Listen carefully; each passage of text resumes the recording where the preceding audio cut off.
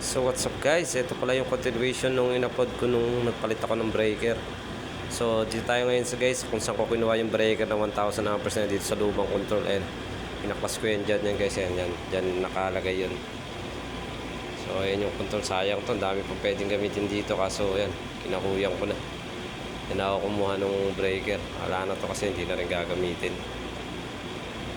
So ayan na guys, ito na yung paano ko kinabit. Dumating na yung helper ko. Pasensya na kayo guys, medyo ano yung kuha, malabo kasi against the lights. Kasi dyan ko lang naipatang yung cellphone Kaya sa naman doon sa likod, hindi rin kita. So kaya dyan ko nilagay. Kaya guys, sa part na yun guys, yung breaker is hindi magkamuka. Pero tinignan ko naman siya, parang dati ganito yung breaker niya kasi may butas May butas na kakasya tong gantong klaseng breaker, kaya ito yung kinuha ko. So yan, sa part na yun guys, nag-usap na kami kasi i-adjust yung wire, yung bus bar, magkakaroon ng konting adjustment. So kaya yun, hinihila namin yung wire na sa loob, medyo matigas, lumalaban siya. Pero yan, pumasok naman kasi tingin ko dati ganito yung breaker nito. So yan guys, pumasok na isa, pinipihit ko na dyan. Pakuha na rin ako sa kanya ng rod set. Buti, medyo malakas-lakas yung nakuha ko. Malakas mga asar.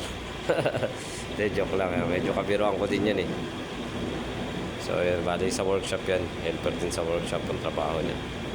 So itong generator na talaga to, hindi ito sa akin kasi sa crusher lang ako So may problema lang kasi talaga doon sa barracks namin, kaya inayos ko na din kasi mahirap pag walang kuryente. Wala din yung wifi. Yun lang naman ang inaano ko, yung wifi baka mawala. Yun ang alang libangan, mawawala pa.